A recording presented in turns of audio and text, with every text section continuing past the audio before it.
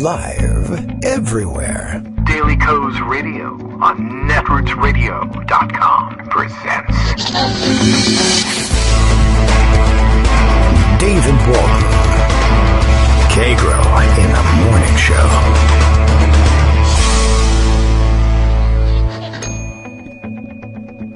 Now, here's David Waldman.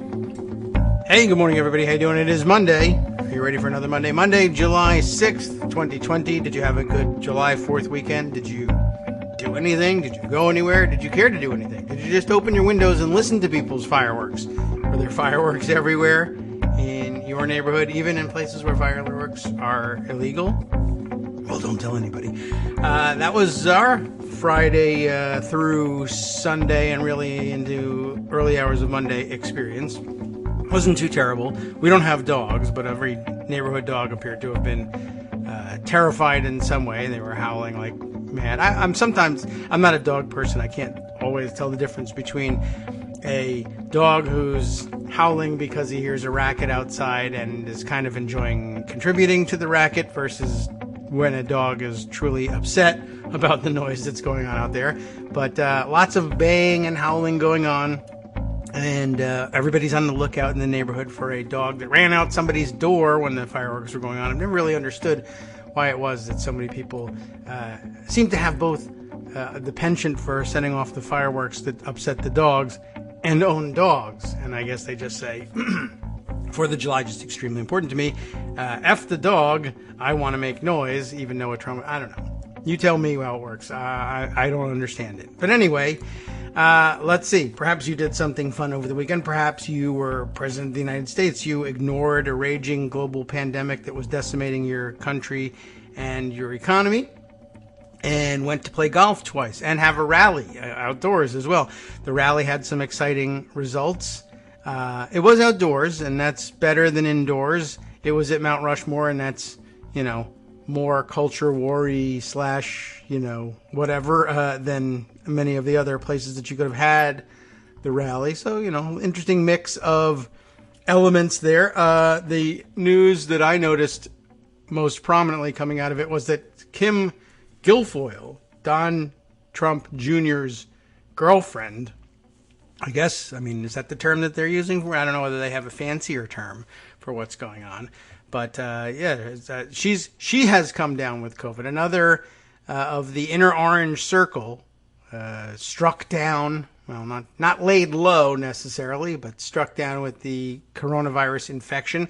I never did hear any mainstream media follow up on how Katie, is that her name? Katie Waldman, no relation, Miller has done with her COVID, or whether Stephen Miller ever came down with COVID. But I imagine we would have heard that news had he, in fact, contracted the disease.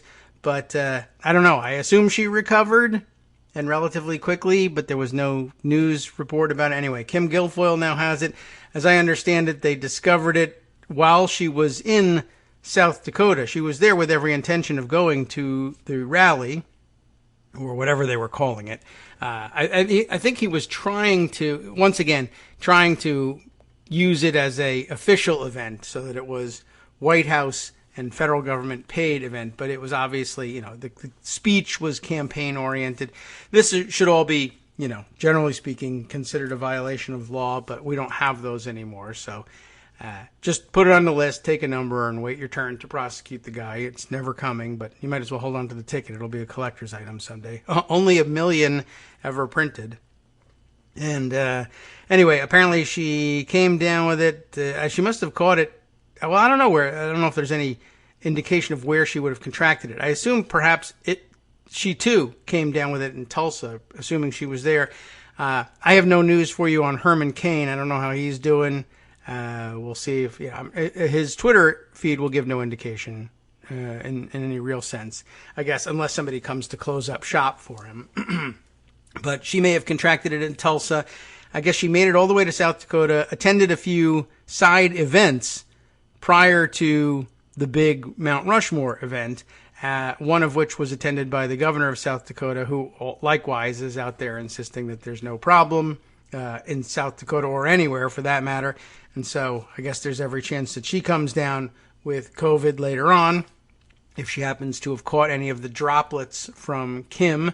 No indication that Don Jr. has it. I think he got a negative test. They said they were going to drive back in order, I guess, to avoid flying on planes with people, which is pretty amazing because, of course, they're supposedly billionaires and they could get a private jet in which they, it was just the two of them flying back. But no, they're salt of the earth / fake billionaires, and so I guess they'll be driving instead.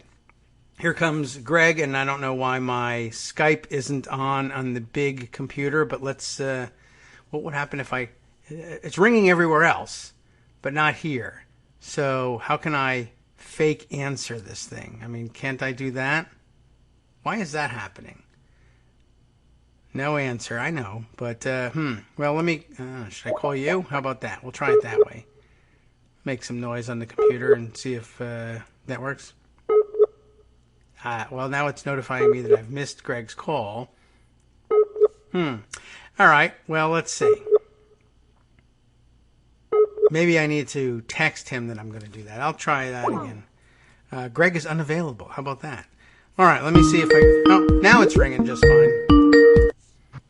Well, I don't know what's going on. Why should I know what's going on? Good morning, Why Greg. should How you? are you? It's a holiday weekend. Everybody knows what's going on. Yeah, that's right. We'll call it a holiday weekend straight into today, tomorrow, maybe next Friday. I don't know what's going on. You didn't make any jokes about the Trump family, extended family having coronavirus because it was obvious because, they have no taste. Yes, right. Yes, I did see that one. It was a good one, and somebody should have thought of that early on. But I love the idea that, I didn't want you on the plane, Yeah. so you're going to have to drive home. And now I have an excuse. I never wanted you. That's pretty interesting. I don't like too. you. Yeah, that's but, a better twist. I have to have you because I don't really trust anybody else. And you know what? Why did you walk? Right, Welcome. Yeah. I mean, it was played like they said, oh, well, for the good of everyone, we understand this is a communicable disease. We'll drive home. And, yeah, you're more likely right that it was like, you're not coming on this plane. But I don't know where are the billions of dollars at their disposal. I mean, even just a Well, net it's my first jet. thought. Why don't you just charter a plane and fly home? Yeah, right. But they're going to drive home because they're salt of the earth and whatever, blah, blah, blah. I don't know. I'm not certain. I guess they didn't want to. I don't know. They didn't want to talk out loud about how they were going to charter a plane and do the rich person thing. Or they don't have enough money. I don't really know what the answer is. But as long as, if they drive home, it keeps him out of circulation longer. We won't hear from him as much. Although I guess they could have chartered a plane and charged it to the Trump Foundation. What could go wrong? Sure. Right. They could have chartered a plane and charged it to the government. No one would have stopped them. So, yeah. We'll stop him in November, buddy. Oh, yeah, that's right. But in the meantime, all that money is gone. And I'm not certain how, well, who knows what you do. If you have coronavirus and you got to drive home from South Dakota, I guess, just tough luck for the hotels along the way, I guess. They got to clean their rooms better for you. You're not going to turn anybody away in this economy. It sounds lovely. They could stop in the Catskills on the way home and listen to some Jewish humor. Sure, right. And laugh through masks that they're now wearing because they have to or believe in it now, or I'm not certain where we are, whether Trump world believes in masks for real still on Monday, or they only did it for the weekend, or what. I don't know. Right. I hate these masks and such small portions. It's the whole thing is, and we'll make it up in volume, and all the other Borscht Belt jokes that came out. I was just thinking about that this morning. The Catskills were thriving for a long time until the 60s. They were a beautiful area that was a gas tank away from New York, so it made it a vacation country. And, of course, Jews were restricted from staying in a lot of places in the 20s and 30s and 40s and 50s. And so they catered, the Jewish Alps there catered to a particular clientele. And so many comedians came out of that area. Jerry Lewis and Mel Brooks and all those folks. And it's a bygone era, a shadow of its former self. But they were trying to make a comeback with tourism, and you really have to wonder how Places large and small, the areas that we know, and places like the Catskills, how did coronavirus affect all of that? And it's just, it's a shame. And, the way the country is responding all over is a shame. You can do everything right in New England and still have things go sour in Arizona and Florida and Texas because you have folks who just don't get it. A lot to talk about that, and a lot to talk about Trump's standing in political world, which is pretty darn low right now. But one article that caught my eye, and maybe we'll start with that, is this really interesting Colin Woodard piece in the Portland Press Herald from Maine. Now, you may remember Colin Woodard from his book a decade ago, American Nations, A History of the 11 Rival Regional Cultures of North America, and going across country lines for Canada and Mexico, for example. There was Yankeedom, where we live, where I live. Yes. And you live in Tidewater. Well, I That's guess so. The eastern part of Virginia. The western part of Virginia is part of Greater Appalachia. Appalachia. Where's his map? Let's see. I'll have to look. Right, it's the last piece I sent you, Okay. the gray one.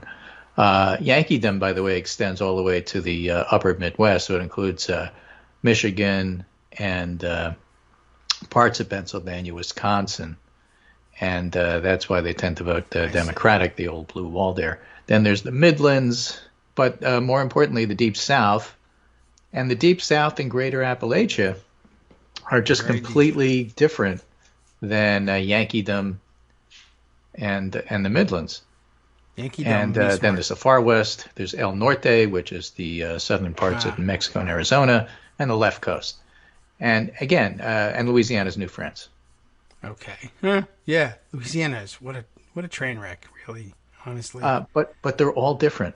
And so the idea that, hey, you should wear masks because it's good for people is just, it's a natural in Yankeedom.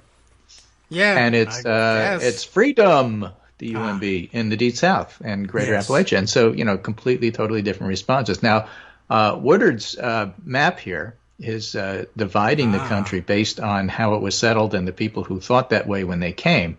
Yeah. Is one of many, many variations. This is a more complicated one. There are simpler ones. I remember in college taking some courses from Carl Oglesby where he explained to us that really the dominant capitalistic, without putting value on it, one better than the other, was basically a fight between the Yankees and the Cowboys. The Yankees would be the Lowells, the Lodges, the Cabots, the old sea captains who made their money on the whaling industry or the slave industry. And very European-centric. And these are the guys who wound up being ambassadors because, that's where they were oriented. And then the nouveau riche Cowboys, Texas oilmen, they made their money that way. And a little bit more crude oil and crude manners compared to the erudite Europeans. And they were more Western and Pacific oriented. Or if you want to do it from a literary point of view, it's, nouveau riche Jay Gatsby versus Tom and Daisy, the old money. I mean, people are just different in terms of how they approach stuff, and it affects everything. And in this case, Colin Wood is making the case that it affects how you take instruction from so-called experts as to whether or not to wear masks. And so he's got some graphs. You've seen the old New York go up and down with the number of cases, and Arizona spiking with the cases and stuff like that. And he separates it into his regions in this article. By the way, I'm the fringe of Greater Appalachia. Yeah, county, exactly. Not Tidewater. Interesting. Yeah. And that explains everything. Explain Except something. Originally you're from Yankeedom. So, yes, right. I learned what to do with my life in Yankeedom. And then you moved to you're a fringe guy. You moved to the fringes of Greater Appalachia. But when you look around you. Look at me. I'm in with Texas. Yeah. It kind of explains Abigail Spanberger. Yes, I guess so. Although, I'm trying to think about Spanberger might. For why are you a moderate in the party that could be something else, enhancers, because you got to win where you live. Yeah, I guess so. I'll have to see where her district was. She may be more Tidewater than... Well, she was but still. Tidewater enough to win. Yes. Elaine Luria is Tidewater, but had Scott, whatever his name was, right-wing nutjob, representing them until Elaine won. He ran as a Greater Appalachian in a Tidewater district. What are you, crazy? And lost, right? Yeah, so, I mean, there's a lot to the background. Be nuts. Yeah. Behind what Colin Woodard is saying. But in any case, yes, if you look at the Deep South, they're the ones in the biggest trouble on his coronavirus graph. Yeah. Followed by El Norte, because of Arizona, and then followed by Greater Appalachia. Oh. Yeah. Well, it's the other part. Yeah, the other part. Right, exactly. So, and he makes the point. It's an interesting look at why people do what they do. I mean, there's lots of different ways to look at the same thing, and these explanations for why people are doing what they're doing, I think, are really important. Yeah. Because basically, in the end, what you're trying to do is persuade people. Elaine Hernandez, I have this in the Pundit Roundup, is a sociologist. And she had a very interesting reaction to what happens to contact tracing. Oh. Yeah. Right? Nothing. Contact tracing is crucial, she says, but not linear. Failing at any point creates a feedback loop leading to more cases, and equity is the key. So after receiving a positive result, people, case or disease investigators, help them identify everybody they interacted with.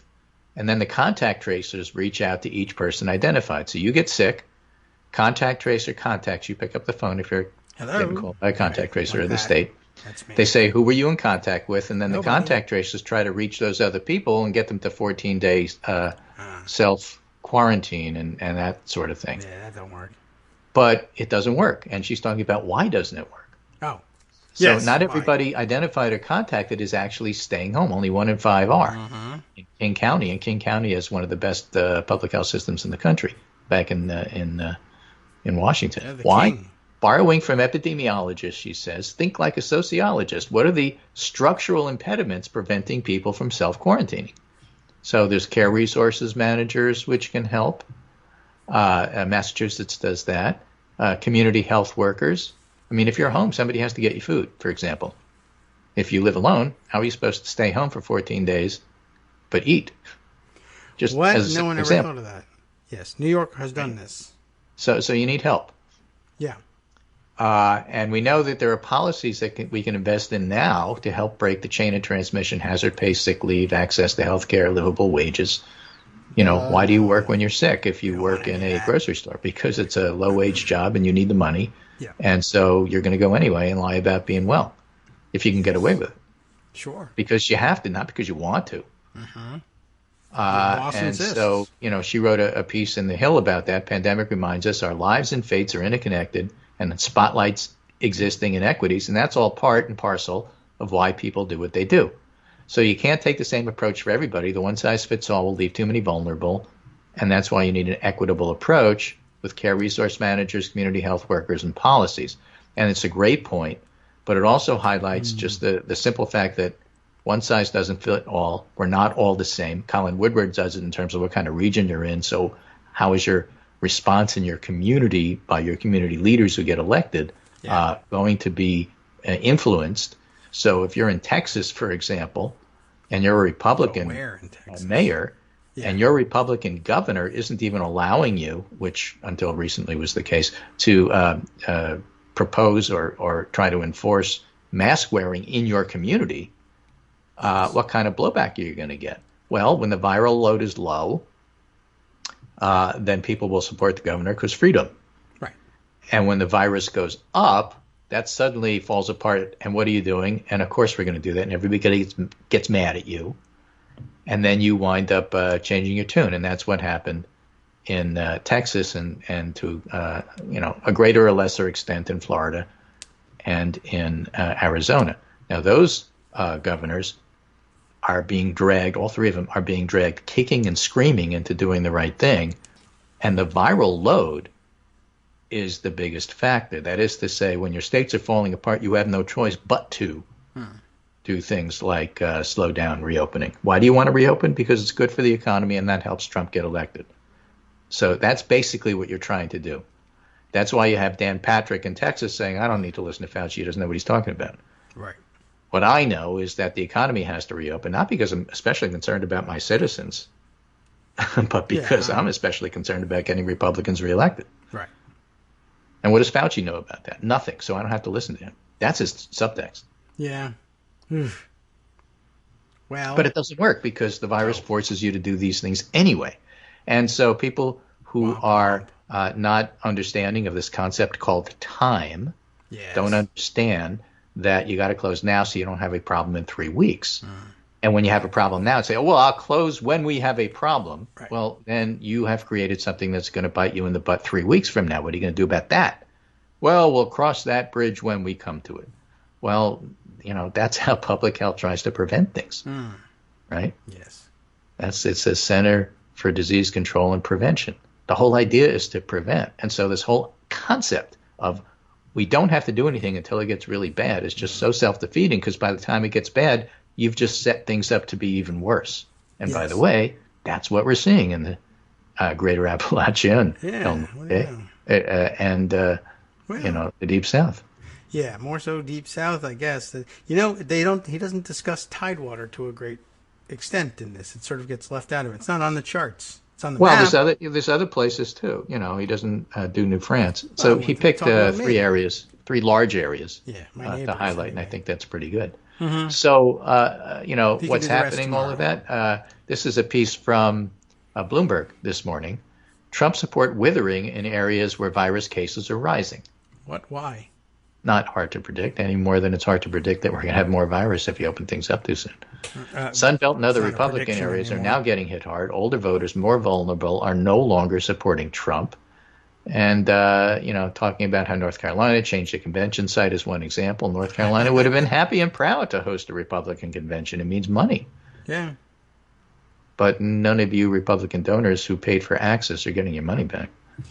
Oh, yeah. All right. That's true. And they moved it to, this story is great. Yeah, and so the New York Times had a piece about Tale of Two Cities, how the people in North Carolina are upset because they've spent all this money and got nothing, and they can't get it back now because it's all spent. Mm-hmm. And the people in Florida are having trouble because Republican donors don't want to open up their pocketbooks to pay for a convention where nobody's going to show up because just between you and me, nobody's going to show up. They're in the middle of a pandemic.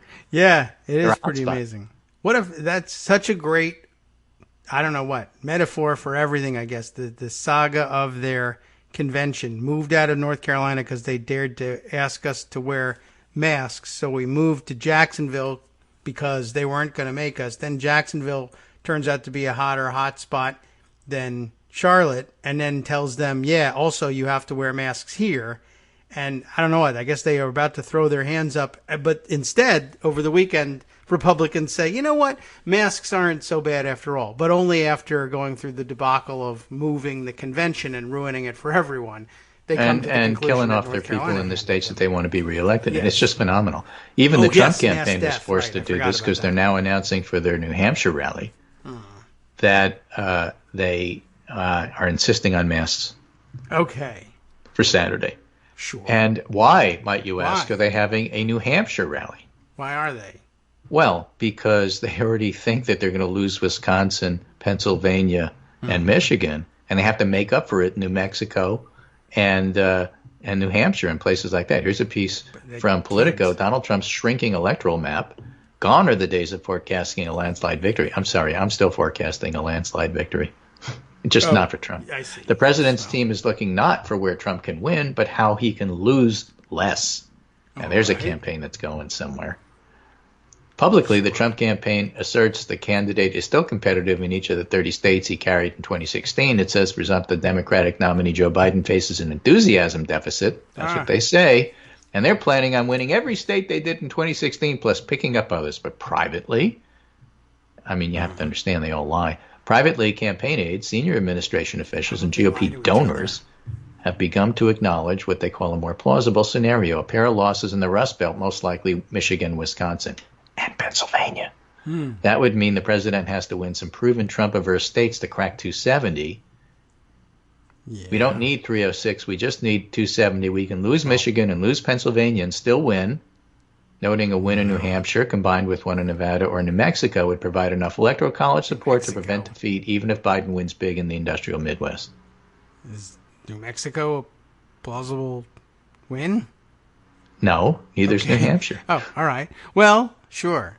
Well, they're hoping if they have a terrible pandemic, maybe they'll keep the colleges closed in all these states, and so they won't get any college voters. Yeah, that would help you. But that'll just New make Hampshire. them lose Georgia. Yeah. Okay. That strategy accounts for a base of 260 electoral votes. Right? To assure its effectiveness, the campaign has recently moved to shore up its base, including North Carolina, Georgia, Arizona, and Iowa. That's where they're running the ads. Yeah, they have a ton of money.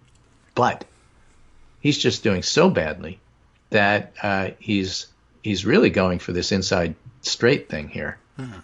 And it just testifies to how weak he is. Both Florida and Ohio, the latter of which Trump won handily, recently re-entered swing state territory, a development that has troubled Trump allies. Can you imagine that? They're troubled. You must be talking to Susan Collins. Right, sure. Well, right? The she's campaign's gonna latest ad talk buy about included $10,000 investment in the Atlanta market. Democrats haven't won Georgia since 1992, but they see it as a swing state. Okay. Whereas Biden nice. is throwing his money into Florida, not Texas. Okay. Well, I mean, You know what? The Biden campaign is running a good campaign. So far, so good. Yes, right.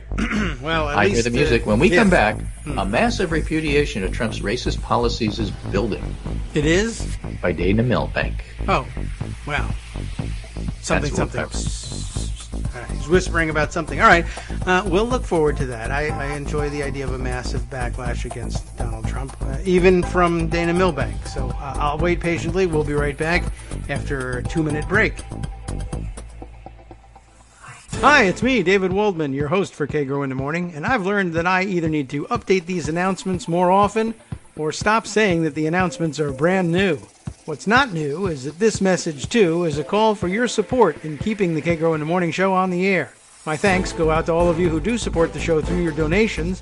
The stats say that Kagro in the Morning fans download our program about 2,000 times each weekday, but our donors make up only about 8% of our daily listeners.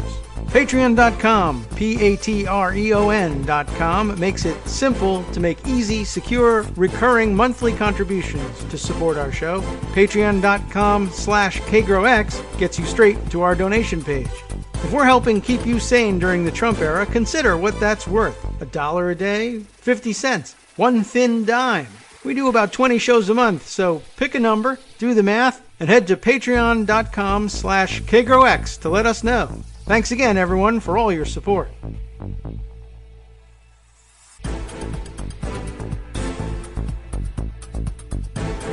Welcome back now. Yes. Oh, well, you know what? I'm going to... Yeah, never mind what show this is. Everybody knows by now. Does it really matter? I'll let you keep going. We were still discussing the map during the break. We're back. It's the same show it was before the break. Yeah, it's just so interesting. The whole idea of Tidewater here. It's just habit. Yes. Is that it was founded by the younger sons of the southern English gentry trying to replicate the semi-feudal society of the English countryside.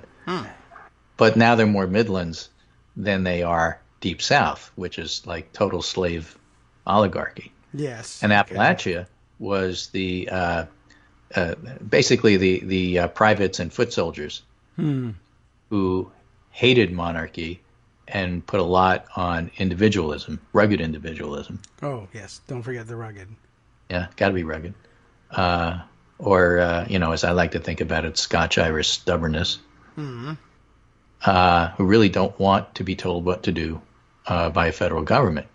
Sure. So you have the Deep South who feel that only certain select elite people should have the vote. And they are the people that ought to be running the government but aren't and therefore resent it. And therefore, you have all of these structures in place to not listen to the CDC and health experts because their whole ethos is to not listen to what comes out of Washington. which is also true in the West, not the left coast, but the far West. Yes, I see on the map, right?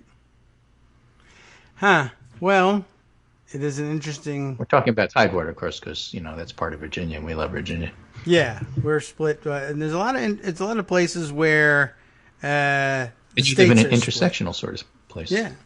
Well, so it's interesting looking at the states that are split in different ways, and that's no surprise to anybody who's dealt with the politics and whatever in their home state. But I guess maybe not very few, but in the far Louisiana, west, southern Louisiana is New France, and northern Louisiana is Deep South. Yeah, I guess that makes some sense. So the far west looks to be the place where the states, as states, sort of retain their what would you call it? I don't know what. Wholeness is not really a word. Their identity. Yes, but as a state, there's no division there. Texas, as we've mentioned before, Texas falls into like 4 categories. It's well, Texas is big, and by the way, that's one of the reasons why when you look at the explosions that are happening in Houston regarding coronavirus, which are beginning to resemble New York, Texas as a whole doesn't look that bad because Texas is so big. Houston doesn't encompass the entire state. Yeah. Now that may catch up, but looking at state level charts and graphs of what's happening with coronavirus actually don't really tell the story in Texas. You got to look citywide for that, or Harris County. On the left coast, again, California is so big. Yeah, California is at least 3 different regions. There's the left coast, El Norte, and the far west. The El Norte parts of the state are the ones that are exploding in terms of where the virus is. Not so much the left coast. So again, helps to explain some of these regional differences that we see. But getting back to how Trump is doing, those areas that are affected by a virus have a dim view of views. We said this early on. We said back in the day when it was mostly New York and Washington State that if you look at polling in Washington State, you find that the Democrats always hated Trump, and now it's like 96%. Yeah. And you found that the Republicans were drifting toward what the Democrats used to be. And so Trump's approval levels in state-by-state polling was just awful in places like Washington. And you may recall we predicted that was going to happen as the virus marched across the United States, which we saw as inevitable. And in fact, that's exactly what's happened. Well, all right. How and smart. Unfortunately, because we didn't do enough to stop the virus. No. So we have the coronavirus, which is weighing on his popularity and his ability to get reelected. But Dana Milbank writes, a massive repudiation of Trump's racist politics is building. Yes. And in this column, he has some really interesting interviews here. He's got one with Christopher Parker, African-American political scientist at the University of Washington, who made the provocative argument that Trump's candidacy could do more to advance racial understanding than Barack Obama's. Yes. He said, look, Trump is such a big, clear bigot. Yeah. He wrote a while back. It makes it impossible for whites to deny the existence of racism in America. His success clashes with many white Americans' vision of the U.S. as a fair and just place. You might look at this as a variation of the Susan Sarandon argument. There's no difference between the two. If Trump is elected, then everybody will understand why socialism is better. Yeah, that was a stupid argument back in the day. Yes. This one is a lot more subtle and has a lot more to it because Trump clearly is a bigot, whereas Sarandon was wrong that there's a big difference between the two. No. If Clinton were president, then the government response wouldn't be to give up. For example, just one example. But Trump is clearly a bigot, and so him highlighting white supremacy and retweeting white power videos makes it impossible to ignore. So in that sense, Christopher Parker is exactly right. Okay. Very fine people marching in Charlottesville. Oh, yes. It's impossible to ignore. The reckoning Parker foresaw is now upon us. White women, disgusted by Trump's cruelty, are abandoning him in large number. White liberals, stunned by the brazen racism, have taken to the streets, and signs point to African-American turnout in November that will rival the record level of 2012 when Obama was on the ballot. This by itself would flip Michigan, North Carolina, Pennsylvania, and Wisconsin. Okay. Surprisingly high Democratic turnout in recent contests in Wisconsin, Georgia, Kentucky, and Colorado points to the possibility of a building wave. The various measures of Democratic enthusiasm suggest turnout beyond anything we've seen since 1960, which Mark Hetherington predicts. University of North Carolina political scientist Mark Hetherington, and if I'm not mistaken, Mark Hetherington was one of the authors of one of the I'm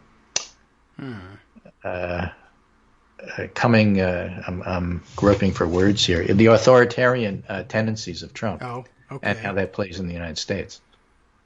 I think he wrote a book with Jonathan Weiler, but I've read so many of these books over the last year, I have to go back and double check that. Yeah, so what's this point? May not be wrong. Trump has accelerated a decades-old trend toward parties redefining themselves by race and racial attitudes. Racial resentment is now the single most important factor driving Republicans and Republican-leaning movers, according to extensive research. It's not economic anxiety. More than religion, culture, class, or ideology, an ongoing study by University of North Carolina researchers finds that racial resentment even drives hostility toward mask wearing and social distancing. Conversely, racial liberalism now drives Democrats of all colors more than any factor. Consider one yardstick, a standard question of racial attitudes in which people are asked to agree or disagree with this statement. It's really a matter of some people not trying hard enough. If blacks would only try harder, they could be just as well off as whites. Okay? In 2012, 56% of white Republicans agreed with that statement. Yes. And with Trump's rise, 59. But last month, 71% of white Republicans agreed. Huh. Okay? So he's pushing people to either leave the Republican Party or self-identify, or change their what they are willing to tell pollsters. The opposite movement among white Democrats is even more striking. In 2012, 38% agreed that African Americans didn't try hard enough. In 2016, that dropped to 27, and now it's 13. Okay. So to the extent Trump's racist provocation is a strategy, it's not racially, it's racist, rather than simply an instinct, it's a miscalculation. The electorate was more than 90% white when Richard Nixon deployed his Southern strategy. And to be fair, this isn't even Richard Nixon's. This is George Wallace's, who got 11% of the vote, I think. The proportion is now 70% white and shrinking. But more than that, Trump's racism has alienated a large number of white people. Yes. This is what Parker had in mind when he wrote in 2016 that Trump could be good for the U.S. The backlash Trump provoked among whites and non-whites alike could kick off a second Reconstruction. I know it sounds crazy, especially coming from a black man, he says, but I think Trump actually is one of the best things that's happened to this country in that sense. Yeah. Killing us all off isn't so great, and everything else that he's destroyed isn't so wonderful, but at least he did that. Right. 'Tis an ill wind that blows nobody any good, you know? Yes. Well, it's a long walk to get to the best thing that ever happened to the country. Right? Charles Blow's writing about Tell the Truth and Shame the Devil. For Trump, the truth about patriarchal white supremacy defiles the American heroes who practiced it. And the fact of the matter is, making this about Confederate statues. Again, it's George Wallace stuff. It's not a winning combo, let's just say. Yeah, well, he's sticking by it, and statue's a big part of his. And I guess maybe he's trying to. I thought that maybe his weird idea about building a statue garden, a national federal statue garden, which is just a weird thing to contemplate in the first place, was an effort to get away from the Confederate nature of what he's doing. But yeah, I mean, I think it's going to be inextricably linked. And plus, he's never going to build the statue garden. So, I don't know how well that will do to distract from things. Plus, if he ever gets around to actually vetoing the defense authorization bill over renaming the bases, I don't see how they erase that. Yeah. Well, I think there may be a statue garden in Vienna he has in mind. Yeah. Oh, yes. He's always admired the Austrians. Yes, well, a little too much. A little too much, maybe. A lot of that is a summary, basically, what's happening over the weekend. This is Jonathan Lemire writing this morning for the Associated Press. Trump's leadership is tested in time of fear and pandemic. And so what happens when he actually follows through on this stuff that we're talking about? Mm-hmm. First came the coronavirus, then unrest over racial injustice. And, It's not going well. I'm Okay. trying to pick out the best segment to this to write. For Trump, the virus has been the most persistent of these problems, but he's not even tried to make a common health crisis the subject of common good and serious purpose. He's refused to wear a mask, setting off a culture war in the process as his followers took their cues from him. Instead, he spoke about preening with a mask when the cameras were off. I had a mask on, he said this past week. I sort of like the way I look, like the Lone Ranger. These are times of pain, mass death, fear, and deprivation. And the Trump show may be losing its allure, exposing the empty space once filled by the empathy and seriousness of presidents leading in a crisis. Bluster isn't beating the virus. Belligerence isn't calming a restive nation.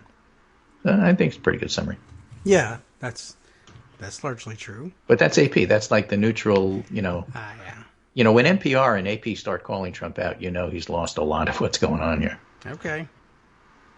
Well, we'll accept that as a hint. Right. One thing that I was talking about over the weekend a lot on Twitter, I all of a sudden an amazing number of herd immunity trolls wound up popping up into my Twitter feed. Right? Oh, it's great all these people are getting sick. That's exactly what we want. Meanwhile, you have doctors in Houston saying, I have 3 ICU beds and I got 10 calls for young people. Oh, well. As if the exploding hospitalization rates and stuff like that are like nothing. Because people aren't dying and dropping like flies they were in New York, the way they were in New York, somehow or other it's all innocent. I don't understand the thinking, but there's a lot of otherwise well-intentioned people and some paid trolls who are out there pushing that all weekend, and it's just crazy stuff. Yeah. This is a piece in Business Insider. Sweden's prime minister orders an inquiry into the failure of the country's no-lockdown coronavirus strategy. Failure. Sweden's lost now is the 5th highest per capita death rate in the world, with a larger death toll than all its neighbors combined. Well.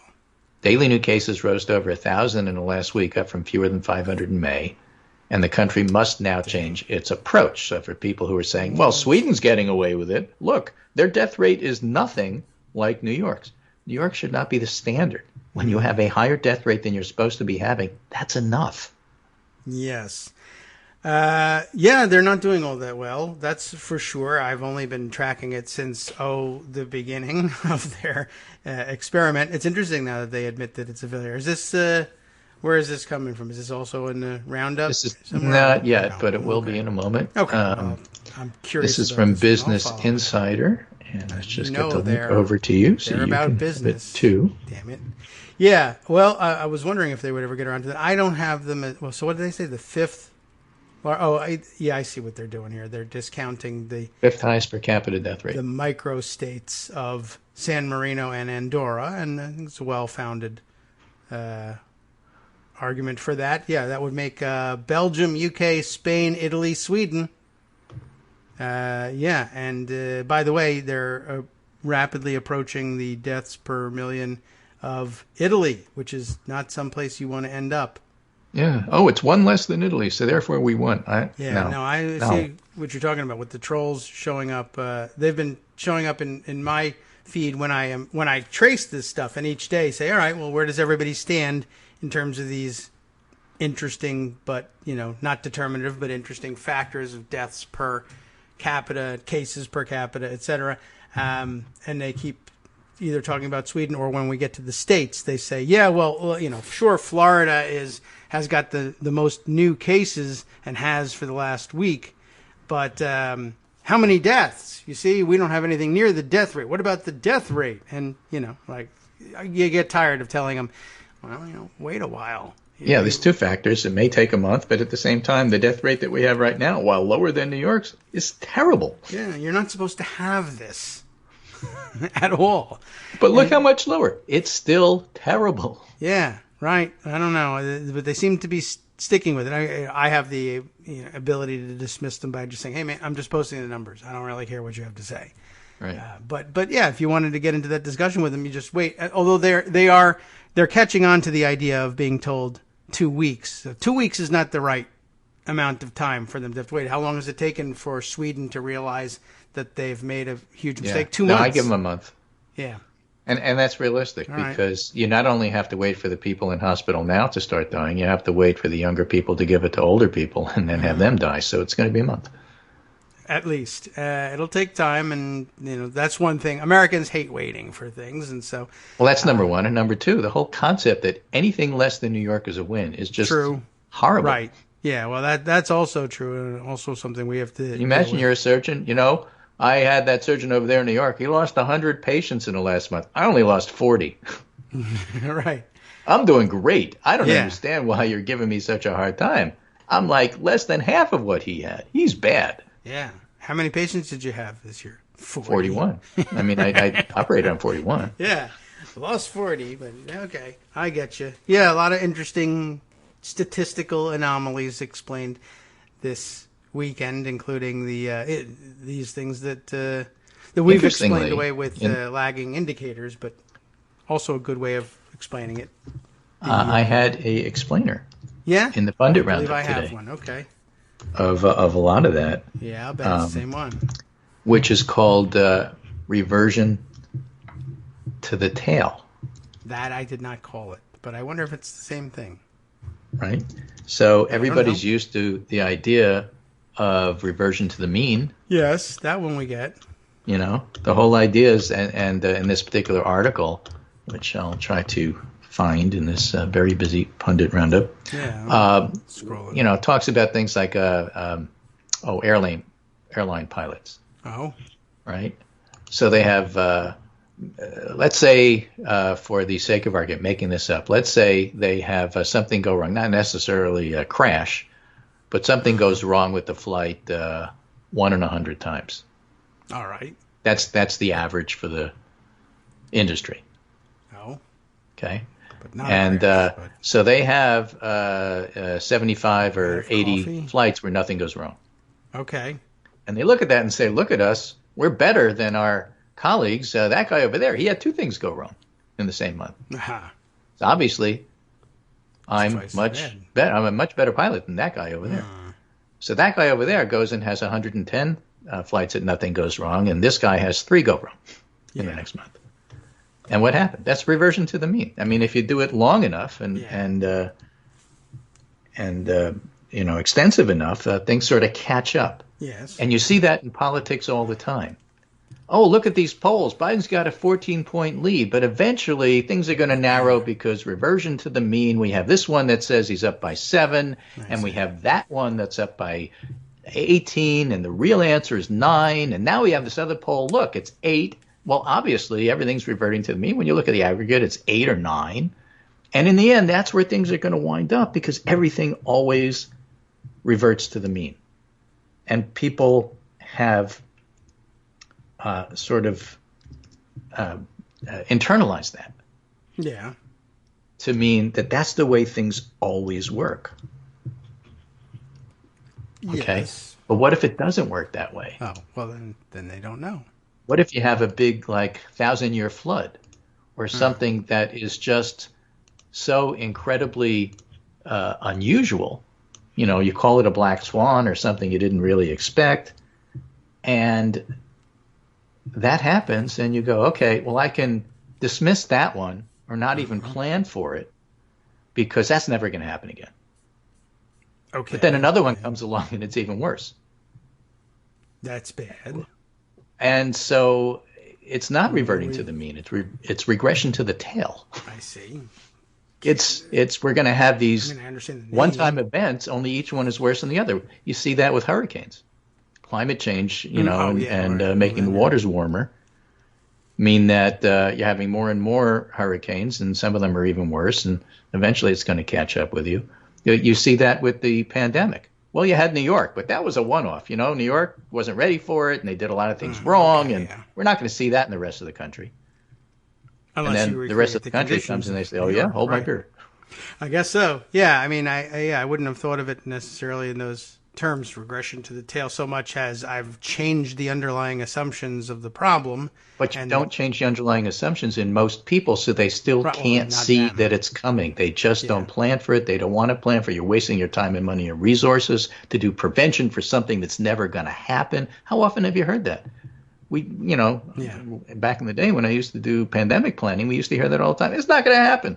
Right. Sure. What a waste of money. Why aren't you monitoring. concentrating on other diseases like diarrheal diseases that kill so many more people in this part of the country and that part of the world and this, that, and everything else?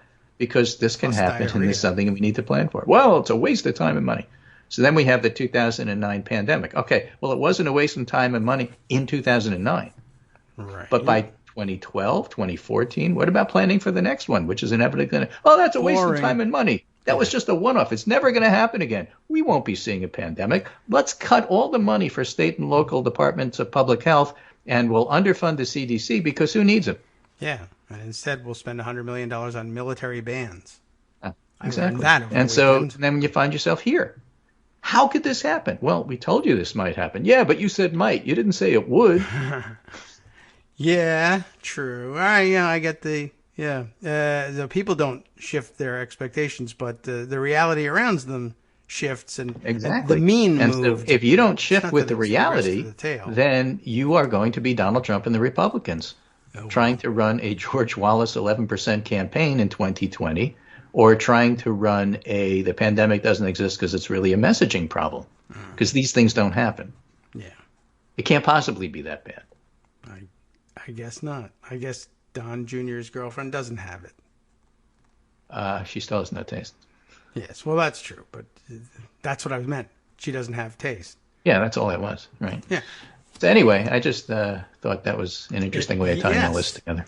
Yeah, it is. And I've got some other interesting explainers that I saw over the weekend that might help us transition from that, because it's been like an hour and I bet you have things to do. Not that I wouldn't. I'd love to have you stay and do the second hour. Yeah, I know when hour I'm not of the show. wanted. I'll go. I'm happy to put my feet up. But and I'll let be you do back the second on hour. Wednesday. We'll do it again. You got to save some things for Wednesday. It's always things. Okay. Things keep happening. That's the whole point. It's reversion to the tail. And yet I feel like it's not. But okay. Regression to the tail. I don't think I can take. All right. Well, I think it's just two different ways of looking at the same problem. Yeah, exactly. But okay, I can take Only one that. of them's wrong. Yeah, I guess. I don't know how you regress to the tail. It's as simple as that. Okay. I'll accept that. And let's see. What else? Anything else that we want to throw out here before? You know what? I did want to ask you a question. Yeah. If you got a minute, I got the question in recorded form. I played it on Friday, and I speculated about what your answer might be to it. And the long story short on this one, go ahead. Was asparagus zucchini. Basically, his basic question was, so where do we get, is there solid science or is it just a guess? Where are we getting the idea that the 15-minute exposure thing is the right number? 15 minutes, keep your exposures to people with the coronavirus to under 15 minutes and it'll minimize your risk of transmission. Is that just, well, that sounds like a kind of number that people would comply with? Or is there any real science between, well, the viral load from somebody within, 3 feet of you, we know what it is, or we're just guessing, or that's kind of usually what we would say about exposing people to something. He comes from the chemical and radiological world where it's much more mathematical. Well, if you get it, if you're there for more than X minutes, you will die from it. And we know that because people do it all the time. And I don't know the answer off the top of my head. I'll answer it on Wednesday. Sure. I promise. I'll look it up and try to get you the answer to that. That's but crazy. Part of this has to do with an ongoing fight with the scientific community and the WHO about whether we're looking at large particle or small particle infectivity, because small particles hang in the air. Yeah. And large particles tend to land on stuff.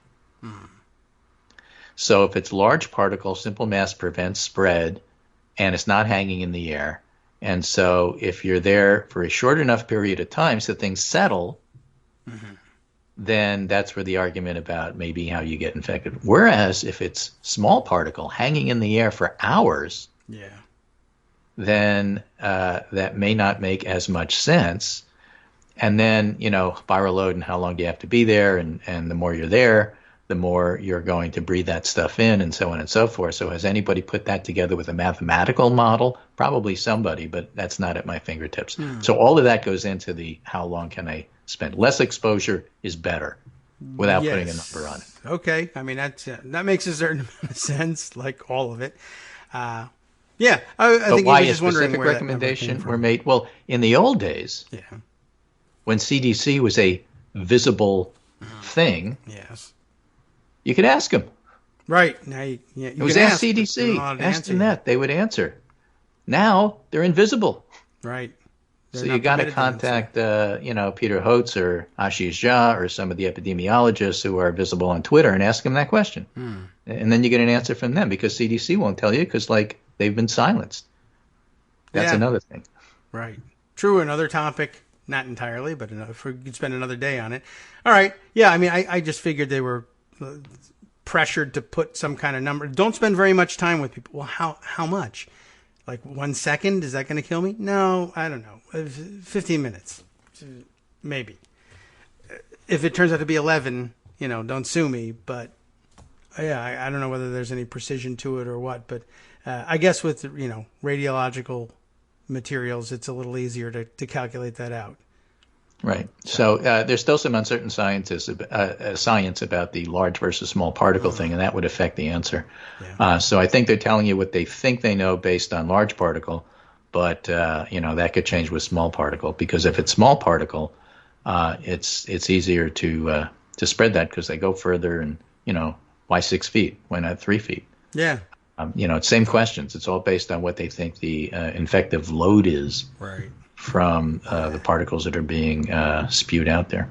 Okay. So keep your particles to yourself, people. Keep your particles to yourself, buddy. And I'll come back with a better answer than off the top of my head on Wednesday. All right. Well, I think that's fair, and we just pose it so we get some time to think about it. Thanks, Greg.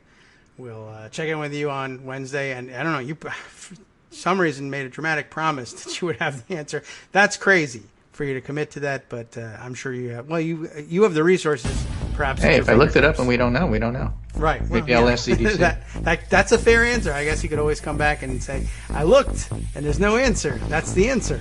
Yeah. Okay. I guess you fulfilled your promise on that one. All right, good. All right. You're in better shape than I thought. Thanks, Greg. We'll check in with you on Wednesday, whereupon there will be no further questions, because all have been answered. I appreciate your time, and we'll see you then. Take care.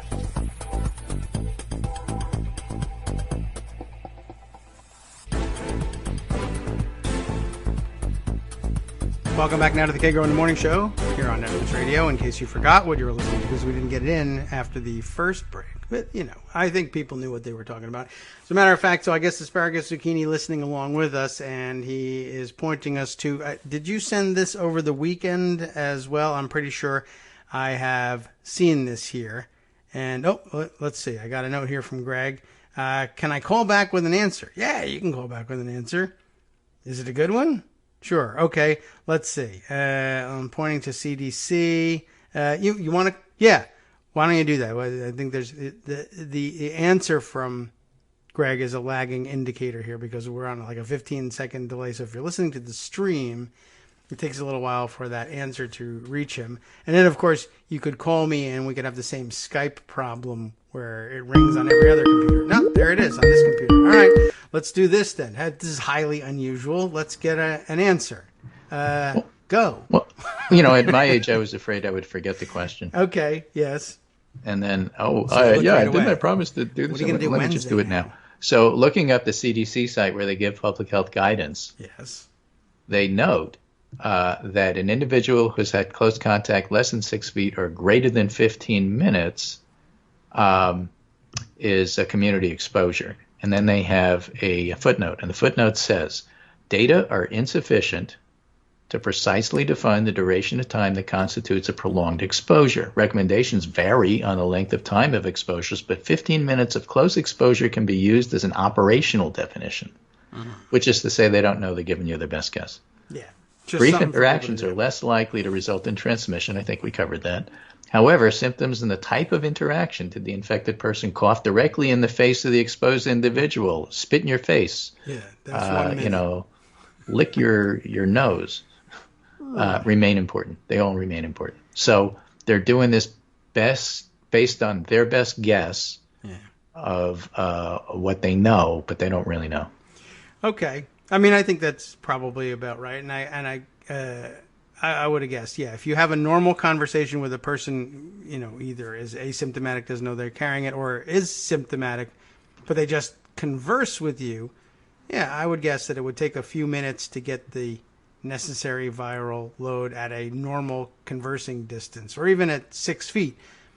Whereas if they cough in your face immediately and then hold their breath and refuse to talk to you for 14 minutes, you're still sick. Yeah, and besides, it's a round number, and you have to do round numbers. Right, yeah. I assume that somebody said, Yeah, like check your pulse every 10 minutes work, check your pulse every 7 minutes. Doesn't, It's got to be a round number. Now, here's, as long as we're on the topic, let me just give you the footnote about less than 6 feet. There are opposing theories on that. Yes. Data to inform the definition of close contact are limited. Yes. Remember, data are plural. Factors to consider when defining close contact include proximity, duration, and whether the exposure was to a person with symptoms like coughing increases exposure risks. While research indicates cloth face coverings may help those who are infected from spreading infection, there's less information regarding whether cloth face coverings offer any protection for a contact exposed to a symptomatic or asymptomatic patient. So you don't spread, but still unclear whether it helps you to not catch it if you're wearing it. Yes. Therefore, the determination of close contact should be made irrespective of whether the person or the contact was wearing a cloth face covering, because the general public has not received training on proper selection and use of respiratory PPE, personal protective equipment. It cannot be certain whether respiratory PPE worn during contact protected them. Therefore, as a conservative approach, the determination of close contact should generally be made irrespective of whether the contact was wearing stuff, to summarize what they're saying. Okay. So less than 6 feet, whether or not you're wearing a mask. Yeah. And 15 minutes because we have to pick a number, and that seems reasonable. Yeah, and it's probably it's the sort of number that I think people would remember when talking to contact tracers. Yeah, round numbers. Nobody's going to remember 7 minutes. Or no one will remember people that they saw for less than X number of minutes. But they will remember 6 feet apart or 6 feet under. Oh yeah, that's true. And that's not round. Well, there's a round part. Well, it's really 5.5 feet. Yeah, but they're not going to remember that. Yeah. By the way, the competing theory on those round numbers, as at my wife's company, they have this interesting theory where, as I recall, and one of the bosses has a theory that back when they used to work in an office before times, then they had their morning meeting. I can't remember where they put the time, but rather than saying, well, we have a regular 9:30 meeting, people tend to we'll watch the clock, but they screw that one up and they show up at 9:32, 9:33 for that. But he would call the meetings for some odd, I don't remember what it was, but a 9:36, or whatever. They picked the number out of a hat, and it was so unusual that it stuck with people, and found out that nobody was showing up late to the 9:36 or the 9:27 meeting. But if you said it was 9:30, people are 5, 10, 15 minutes late regularly. I thought that was a really interesting theory, but completely different application, but an interesting idea. Okay, so they probably just asked them, well, how long? You asked me how many people did I come in contact with, whatever, in the last week? I don't know. I passed millions of people on the street. Yeah, well, did you stop and talk? For how long? 15 minutes. That's a number I can handle. There are very few people I spoke to for 15 minutes or thereabouts. 5 minutes, 2 minutes, a lot more, but I can't remember them. And maybe that's the thing too, right? The contact tracers. Well, if I have to talk to everybody you spoke to for 5 minutes, I'll never get that done. 15 minutes, I bet that's a number I can handle. Maybe it's for them. Who knows?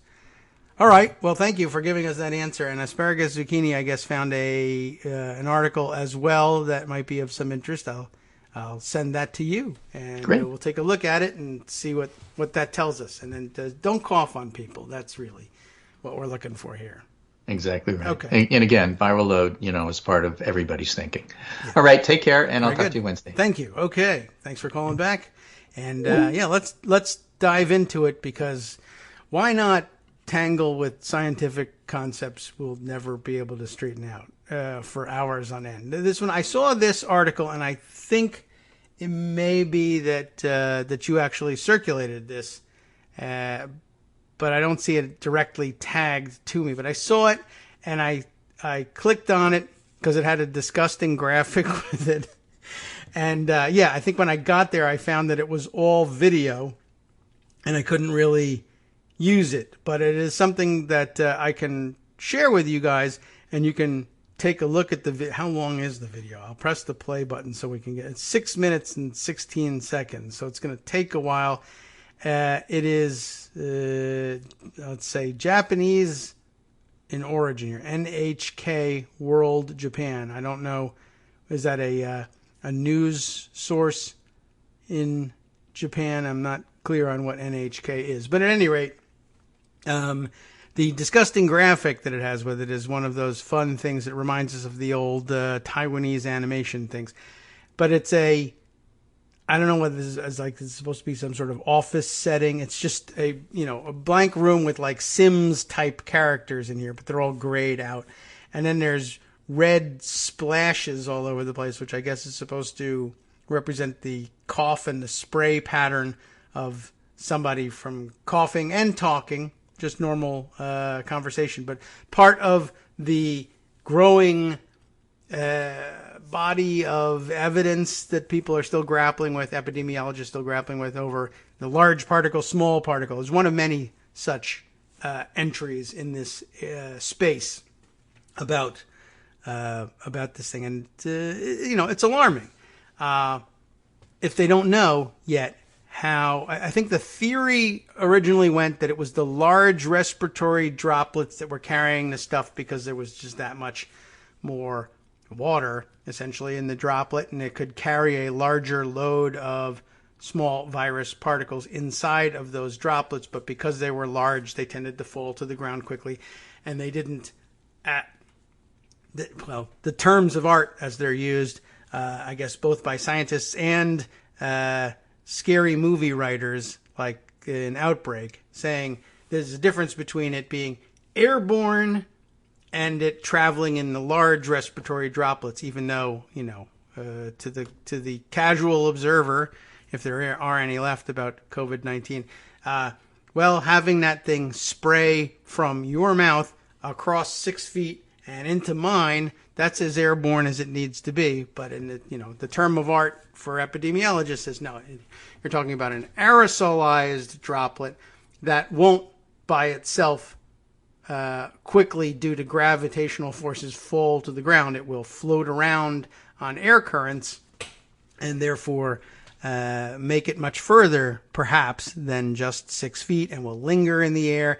And a person who's infected could cough in the room and then leave, and 5 minutes later, you walk in, and if the aerosolized particles are hanging in the air still and you breathe them in, you could become infected, even though you would tell the contact tracer, I don't know, I didn't have contact with anybody. Not 15 minutes, not 1 minute. I didn't run into anybody who was infected, period. And that's the super scary scenario. Not to mention the super scary scenario that you remember from the movie Outbreak, of it circulating through the ventilation system and moving from room to room without even having to have somebody come into the room and cough and then leave. They can cough in a completely different room, and you're just hiding in your room. And still, we haven't gotten to that point yet, I don't think.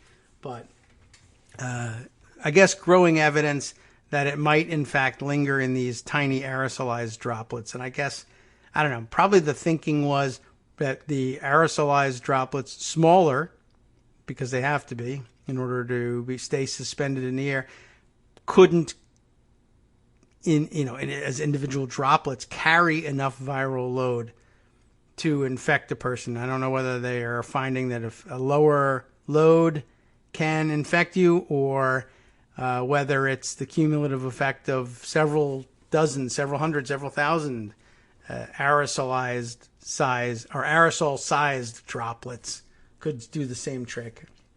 Maybe the video will explain it.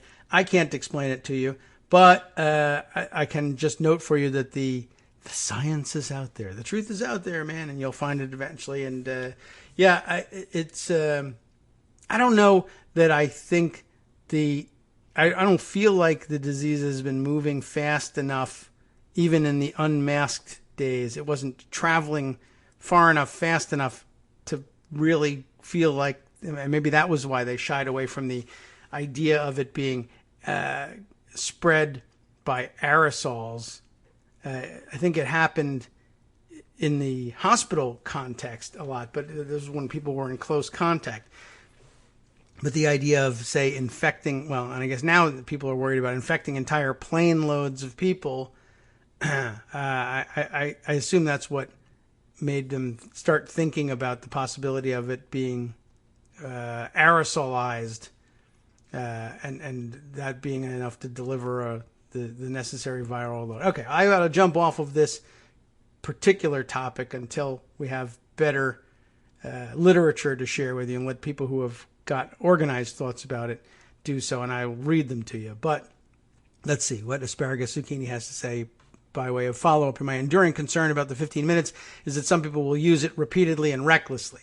And that's going to be the case for everything. I was thinking a lot about this over the weekend, not this specifically, but for instance, Zeynep Tufekci has been on a tear about what she sees as needlessly shaming people who are, say, for instance, at the beach during the pandemic.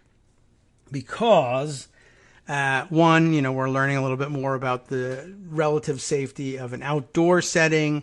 Two, a lot of times the pictures of beaches that appeared to have lots of people on them, and did have lots of people on them, were somewhat deceptive. If they're taken from a great distance, it may look like the beach is more tightly packed than it really is. And in fact, there could be a considerable amount of space between the people, whether it was 6 feet or more or less or slightly less, whatever.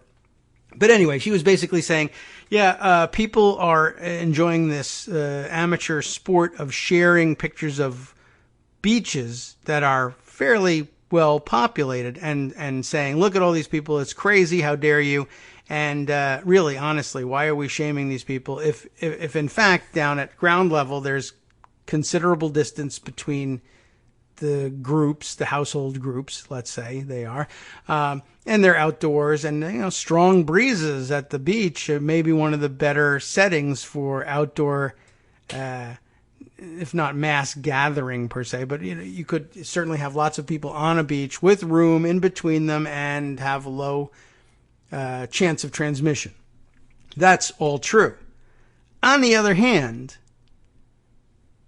her argument suffers from the same problem, right? If you take her word for it without parsing everything, you can't. It's hard to pass that kind of understanding and knowledge on to people and say, yes, among the general population, this will be used properly.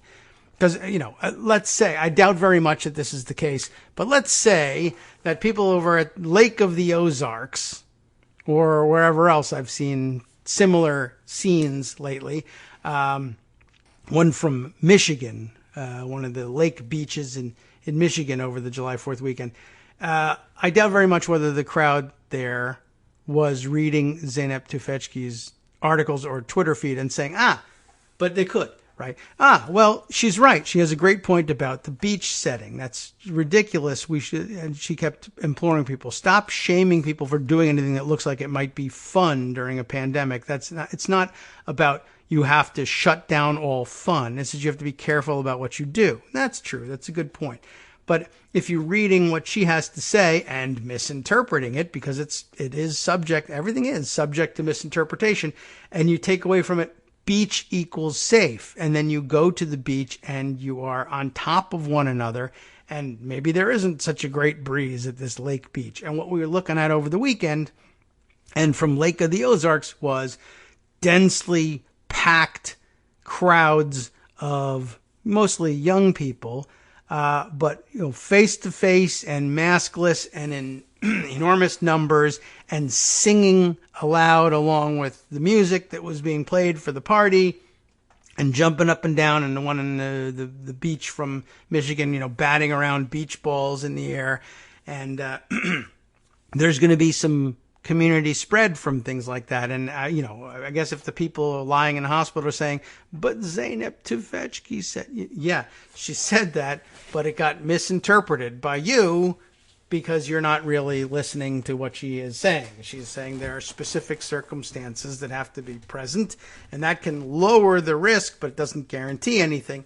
Same thing with the 15 minutes, I guess. And yeah, there will be people then who say, well, I can, for instance, I can open my nail salon and have customer after customer so long as they're only here for 15 minutes. I don't know how long it takes to get your nails done.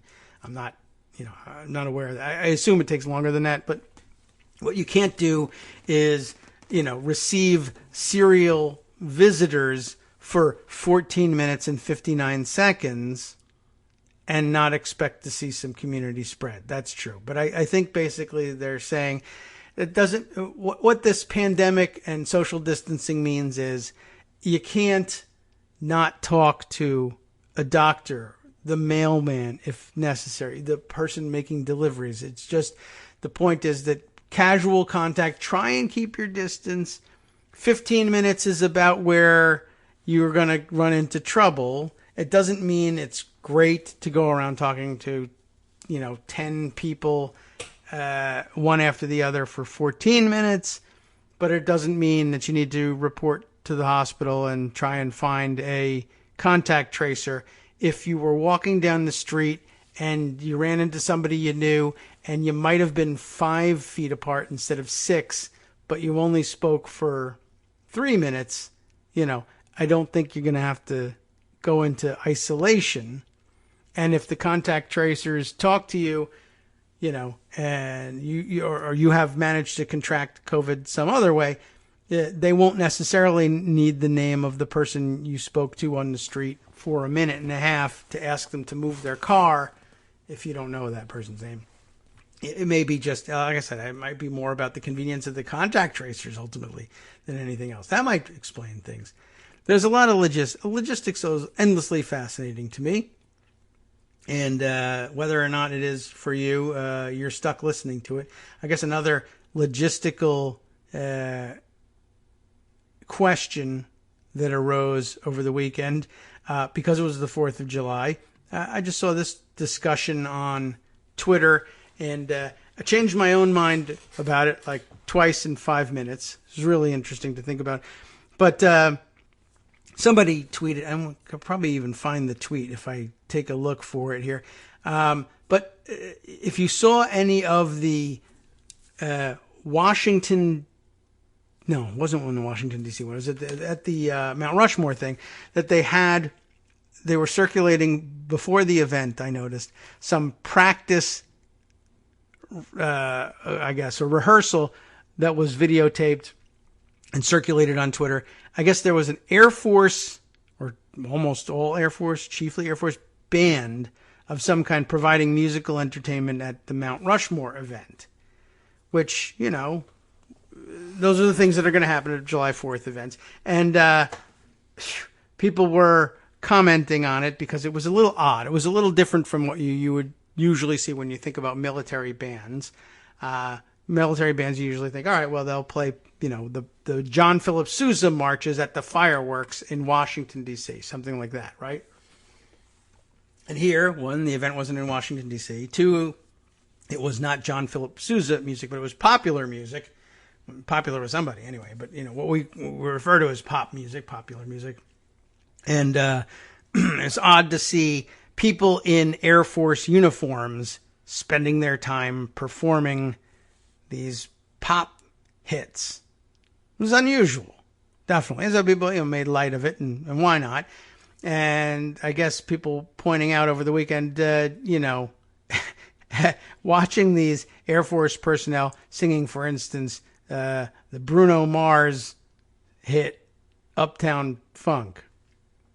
I think unexpected, quite honestly. Fine performance, not up to the par of the person who originated, but what is, right, when you're doing cover songs. But the comments they were making about the fact that we have such things and paid for, by the federal government and in the U.S. military, and saying, there are people who are like, well, we need to cut the military budget. This looks like kind of a juicy target right here, right? This guy who's being paid to sing Uptown Funk at, birthday parties for America. And, okay, I get your point there, right? So I started to think, but I saw some defenders coming out, and I thought, oh my gosh, they're crazy to be publicly engaging in this debate. But really, they aren't. Somebody was saying, I know a little bit about the Army bands, so I can speak to that. And, saying, really honestly, it's not that much of a huge part of the budget. I mean, we're talking about a defense budget of $700 billion, and their defense, it wasn't a very good one, rhetorically speaking, but the defense was $100 million out of a $700 billion budget is really just not the place to start. There are much bigger targets than that. I think a lot of people who saw that probably thought $100 million for military bands. Now, that's not helping. That is just a big, fat, juicy target. That's crazy. What military function does this serve? Singing Uptown Funk at a, July 4th event at Mount Rushmore. But I got to thinking about the logistics of things and the way these things work typically. And eventually I talked myself into it, thinking, all right, I don't know what the budget has to be. But what you're talking about is, like, if you could come and you'd find people, I'm sure, probably like Trump, saying, oh, it's crazy. It's a huge waste of money. Let's eliminate that right off the bat. Boom, gone. And then you realize, of course, well, for someone like Donald Trump, well, it's July 4th, and I want to have a military band playing John Philip Sousa marches. Of course, he I guess, opted for the Uptown Funk thing. I don't know how much decision-making he made about what music got played, but let's say he wants the traditional sort of thing. Well, if you didn't have that, people like Donald Trump would actually get upset and say, come on, and $700 billion, you couldn't find enough money for and eventually you find yourself back having the conversation the other way. You can't spare a couple bucks for a military band to play John Philip Sousa marches on July 4th. What kind of military is this? Or, if that doesn't convince you. How many people do you know? You probably know a few who would say it was a terrible disgrace that when my friend or my friend's son or whatever came back, was killed in Afghanistan, serving his country. God damn it. And he arrives back at Dover Air Force Base and we went for the ceremony. And, we were expecting honor guard removing his casket from the plane and carrying it over and presenting the flag, and that there would be, taps or Coming Home would be played by a military honor band. And when we have his funeral, 21 gun salute and, all the trappings that come with it. And can you believe it? They put his casket on a baggage cart and wheeled it over, and they played Star Spangled Banner over the PA system. This was a disgrace, a terrible, dishonorable outrage. How dare you? He gave his life for a country, and the least you could do is XYZ. And then you begin to realize, you will run into that. And then you begin to realize, well, there's military funerals all over the place, and remains that have to be delivered all over the world. You can't have just one band flying constantly around the country, around the world, to play taps at funerals and Coming Home at these arrival ceremonies and showing up on July 4th at every location it wants one like this. So you got to have many multiples of these bands. And you probably got to have them across each service, because the Navy can't order the Army band to show up, and nor would they want it, because people are territorial about these things for various reasons. So now you're talking about dozens and dozens of such bands. And when you think about, okay, still, Uptown Funk, that's stupid. Do we really need it? Well, here's the economy of it, right? These guys are professional musicians, and they're probably versatile, and they probably are the same guys who play taps and Coming Home and John Philip Sousa marches wherever necessary. But they also have a range because they're professional musicians. They're military, but they're professional musicians, and they are genuine military. They go through training and everything, and I guess they are fit for combat in some capacity if absolutely necessary. But they're also musicians, and it doesn't cost really any more to have a musician who's capable of playing John Philip Sousa, if they've got the skills, to also play Bruno Mars. It doesn't make a difference. So once you commit to the idea that there should be military musicians at all, you're already, more than halfway home. And suddenly this stupid expenditure starts to make sense, and you find yourself unable to make this cut. Yes, we're going to spend $100 million, but it's for taps and coming home and Sousa marches. Now, throw in the Bruno Mars for free. So what are you complaining about? And how many military band units will you get rid of before you end up with the backlash of veterans groups outraged and everybody that they can whip up into outrage joining them in that outrage? How dare you denigrate my sons, my friend's sons, my friend's daughter, my granddaughter's whatever's service to this country as for mere budget cuts, for mere dollars. And eventually you find yourself spending $100 million on this stuff and smiling about it. It's weird. We'll be right back. Hi, everybody. It's me, David. Let's change things up from the old fundraising pitch for just a minute and talk instead about how you can be a part of our show. If you've got a smartphone or any other electronic recording device, why not sit down and record a segment for us? Read us an important article and give us your take. Read one of your own original essays, or even just give us your commentary on something you'd like to share that's important to you. Then send the file to me at kagrox@gmail.com, and I'll try and work it into the show. Short segments, a few minutes in length, are easiest to fit in. And of course, I can't always guarantee that I'll be able to play everything, but if you've ever shouted at your radio or TV about something you wish was being covered, here's your chance to change that. Make the show your own. Send your submissions to me at kagrox@gmail.com.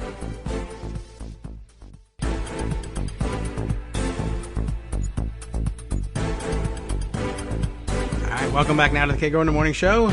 And I found the tweet that we were looking at, and it was funny too. C.J. Chivers, maybe, New York Times Magazine person apparently, making the offhand joke, and I can absolutely excuse it, but and it is a good joke.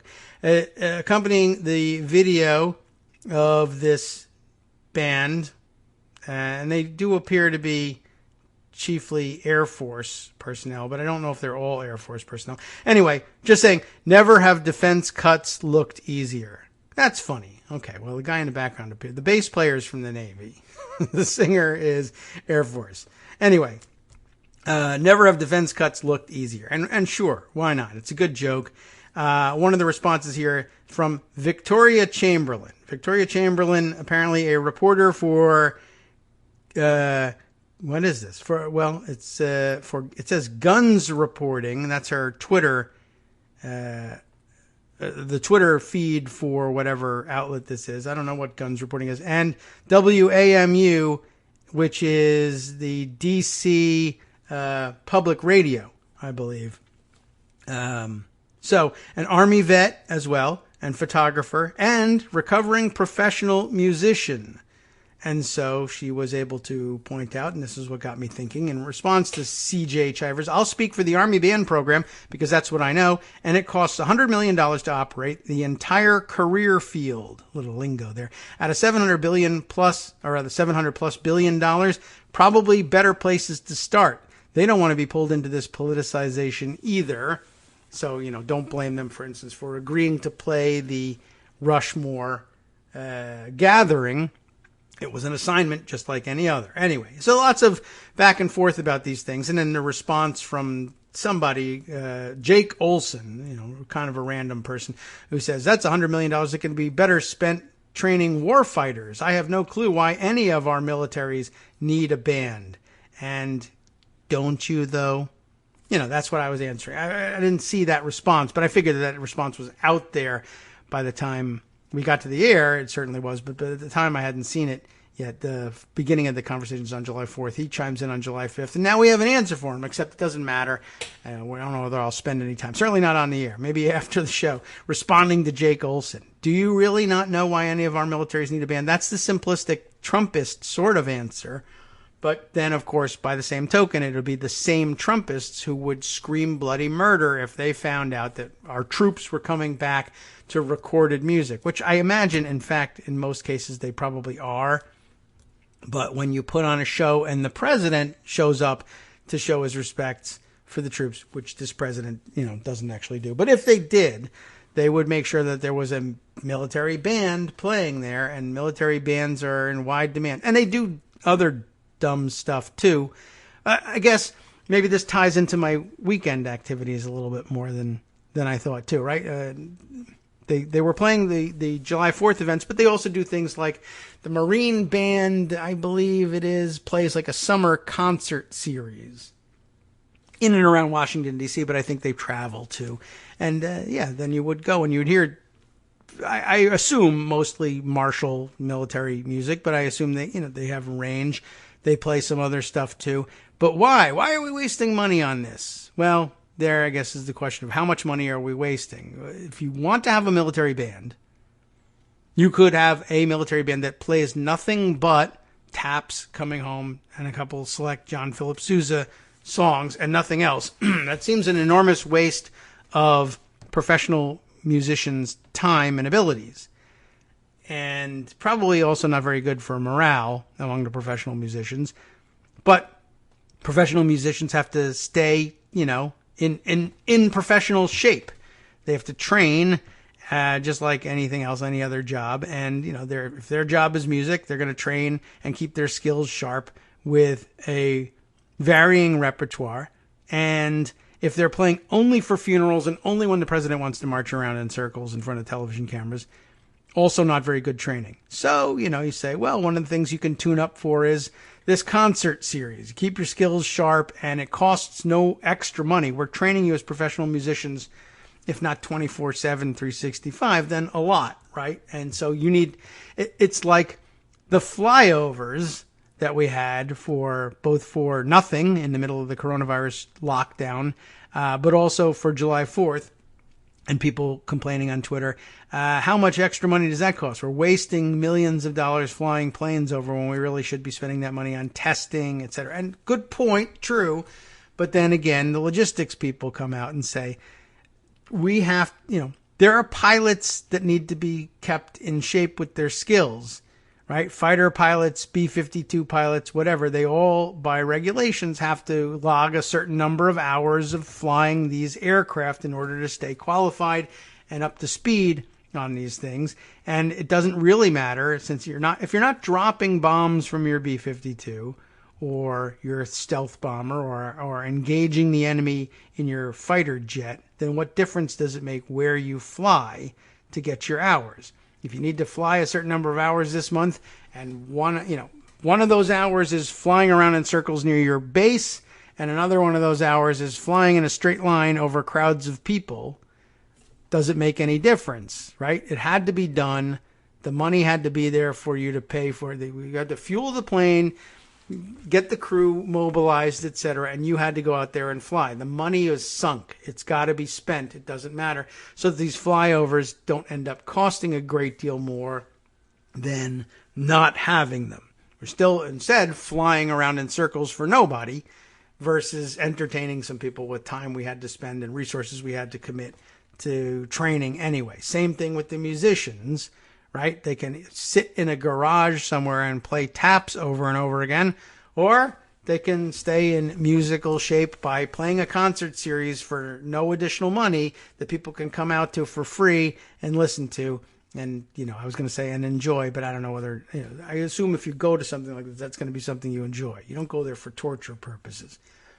But if it is, then it's a twofer, right? Then we can torture people with it later and save money on that. So fantastic. Logistics. They're amazing. And when you are administering enormous numbers of people with enormous amounts of equipment, doing an enormous amount of very different jobs, a lot of money will be spent. And it will dry up very quickly. But I thought it was an interesting thing to, good thought exercise for those of us interested in policy and nuance and procedure every once in a while to think about these things. This is not really what I thought I was going to spend the Monday time on, but, these things can happen. All right, let's see. Other things that seem important to share with you. Let's see. There are so many. Where to start? There was one place that I thought we might be wise to spend some time. Let's see. Is this it? No. so that we won't. Let's see. I'm looking through some of the tweets I put away here, in order for our consideration. Gosh, there's so many things. Let's see. All right. I got to open up all the ones that are tweets to see if I can figure these out. All right. No, but I'm going to get to that one. All right. So another tweet that caught my attention over the weekend. Let's see. Can I bring this up? It was a tweet thread that I thought was very interesting in terms, and maybe you saw it because it was widely circulated. Very interesting in terms of understanding what was going on with the pandemic. And let's see, here it is. I found the thread. Miles Beckett. Have you seen Miles and his thing? Who is Miles? Miles, according to his Twitter bio, CEO and co-founder of Silver Sheet. That means nothing to me. They were acquired, by the way, by AMN Healthcare, which also means nothing. He's also, before that, CEO and co-founder of Equal, I guess he would pronounce it, EQAL. What is it? I don't know. Doesn't matter. He's a tech/health guy, and that's all I need to tell you, because all the important stuff is in the thread. And it began on July 2nd. So maybe you even saw it before the weekend. The $1 trillion question. I dispute the figure, but it's entirely possible. I question the figure. I won't dispute it. Why are COVID cases increasing while deaths are decreasing? And a lot of people hanging their hats on a lot for, probably inappropriate reasons on this front, including my own coronavirus trolls that I was talking about with Greg, who call up and say, or, chime in saying, Florida's death rate is much lower. And we say, just wait, right. So we've explained it a couple times by saying death is the lagging indicator. But there's more to it than just that. There's some interesting mathematics that attach to it. So why are COVID cases increasing while deaths are decreasing? The answer is simple. The actual answer, I guess he would posit, is Simpson's paradox. It's explainable by what he calls Simpson's paradox. And it's not about The Simpsons, the TV show. And it is the result of incorrectly pooling data and arriving at a false conclusion. And he's got a short thread about it, including a link to a fantastic 1-minute video that you really ought to see. I could even play it on the air, but you really have to see it illustrated along with the video or the audio that comes with it. But okay. His good explanation here. If you lump the data and look at the U.S. as a whole, you'll observe the cases are increasing, positivity rate is increasing, hospitalizations are increasing, and deaths are decreasing. Until recently, and this is kind of important for the lagging indicator section of the explanation, until recently, it also looked like hospitalizations were decreasing and positivity was flat. And he shows some charts to illustrate the example.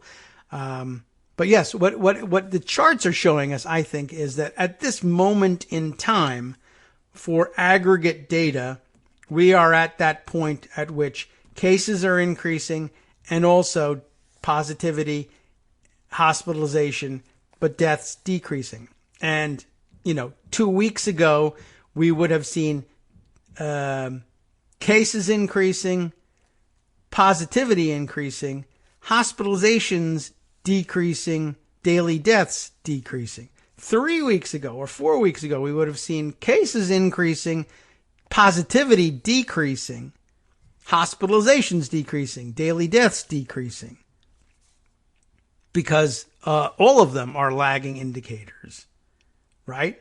And so over time, I think in that sequence, they begin to tick back up. If your daily case rate keeps increasing, well, then eventually you're going to see those other things creep up too. Daily positives, if it's creeping up, if you're going up on the slope that we're increasing our number of daily cases, positivity is going to go with it eventually. Because otherwise, those people don't have those cases. We won't have those cases without those positives. Hospitalizations eventually, though, it's not so much lagging indicator of positivity as hospitalizations is, but you start going to have lots of cases and some percentage of them are going to be hospitalized. If you're increasing at this steep plane, hospitalizations are going to follow and follow fairly shortly.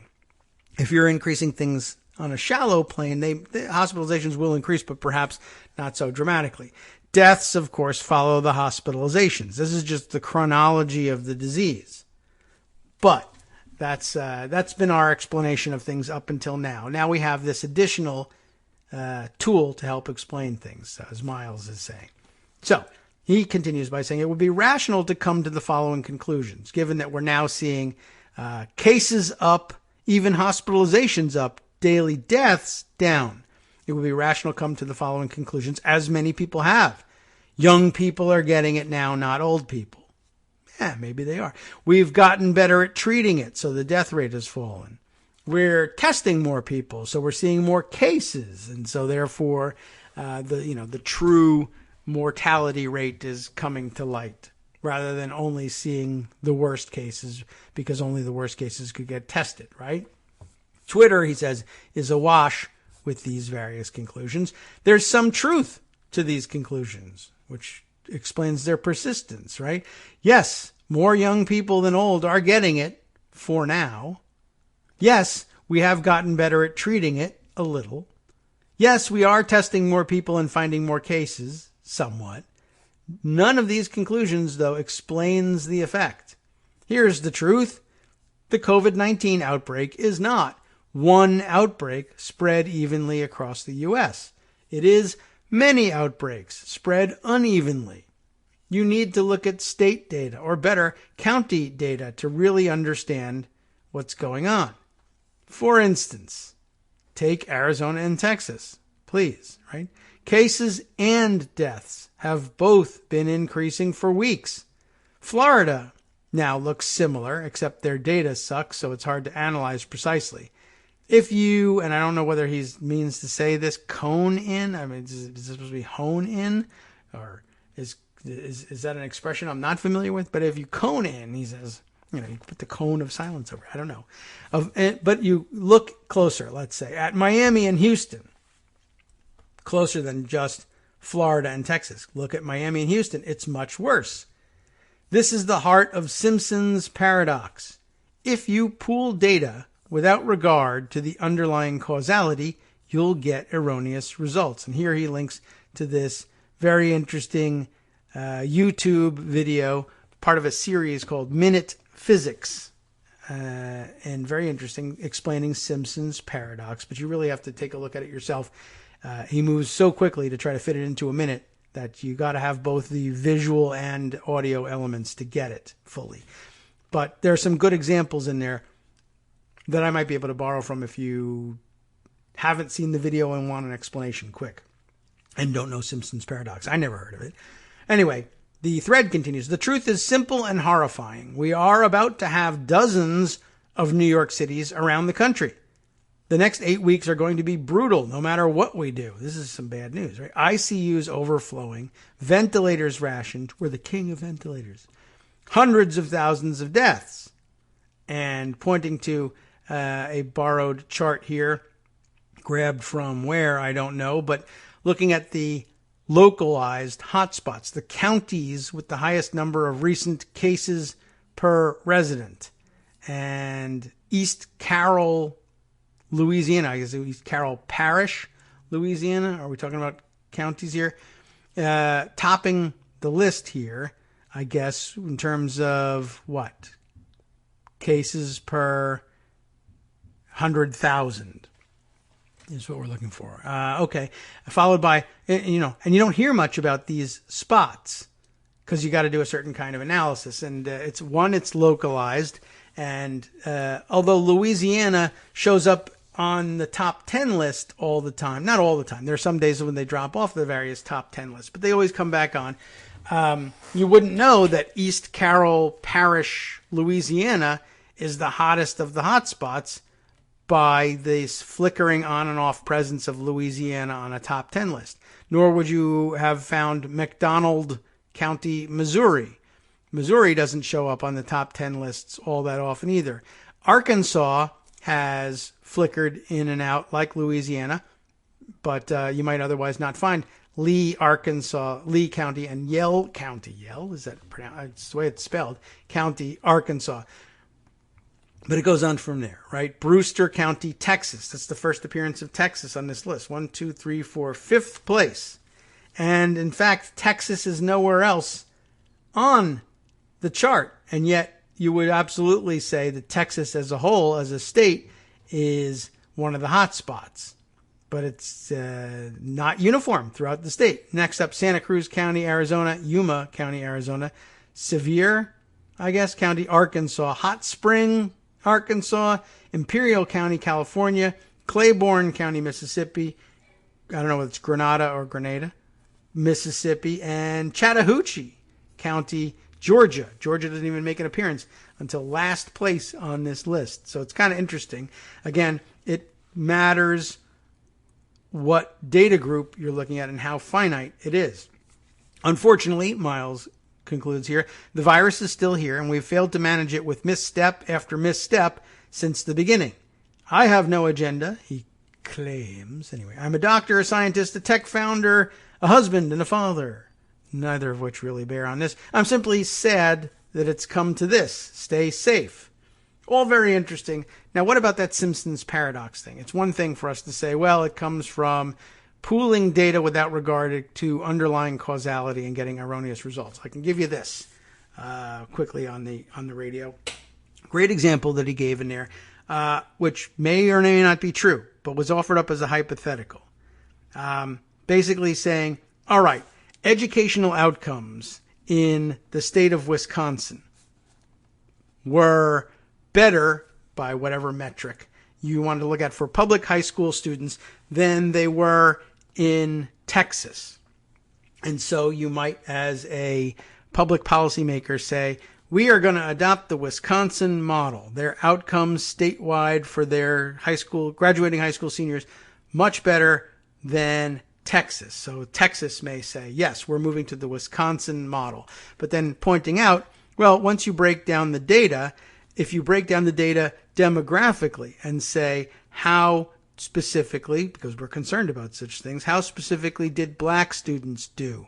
How specifically did Hispanic, or we'll use the new terminology, the Latine community do? But okay, or broken down by various demographics, we find something very different.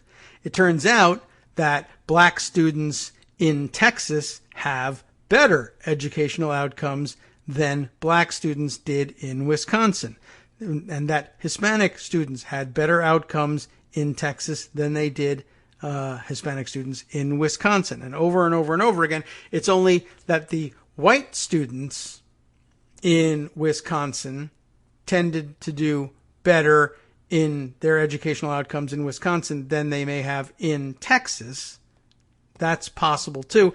But the real problem here is, in other words, Texas is doing much better by its individual groups, and that, the white students may not even have suffered greatly necessarily versus what went on in Wisconsin. The outcomes could, in fact, be very similar. Or, as I don't know how the actual example went in the video, it is entirely possible that even white students could even have done better in Texas than they did in Wisconsin. I don't know if it works out mathematically, but what he was trying to illustrate was that the students who you have,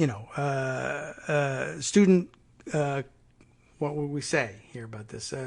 Student groups that you're typically concerned about, who tend to have historically come out on the short end of the stick in terms of educational outcomes that you're concerned about, really, A, first of all, just need to have that attention from you, but B, could show you a very different picture. Black students in Texas do better than black students in Wisconsin. Hispanic students in Texas better than Hispanic students in Wisconsin. And when you look at it, though, compared to the two states, how can it be, though, that Wisconsin has a better outcomes if that's the case? Well, the answer is that Wisconsin just has proportionally far, far more of the white students and far, far less of the Hispanic and black students than Texas does. And so they ended up boosting the overall average for the state, but the outcomes were much better in Texas. It would be a huge mistake in that situation for Texas to say we're going to adopt whatever the Wisconsin model is, if, assuming that adopting the Wisconsin model would give you the same outcomes as Wisconsin, which is also questionable. But it was very interesting in pointing out that you can have two data sets that show a very strong, say, negative correlation, but do so at two different kind of, quantum levels. But as between the two groups, inside each of the groups, there's a downward sloping line and a negative correlation. But as between the two groups together, you would have a positive correlation line through, a positive slope line through the two data scatter plots put on a single chart. You have to kind of see this thing in order to see it done in front of your face. But I thought the educational example was a pretty good one. And that just goes to illustrate the paradox. The educational outcomes doesn't tell us anything about coronavirus per se, but it does tell us how dividing up the data in different ways and then aggregating it or re-aggregating it along lines that are less than significant or less significant than they could be doesn't tell you very much. National data, that's why they were telling you for so long, or people were showing you charts of, well, here's how the country is doing as a whole. When we found out, well, look, the number of cases is declining, fairly significantly. This is good. We're on the downslope. We're beating this virus. Therefore, everybody open up.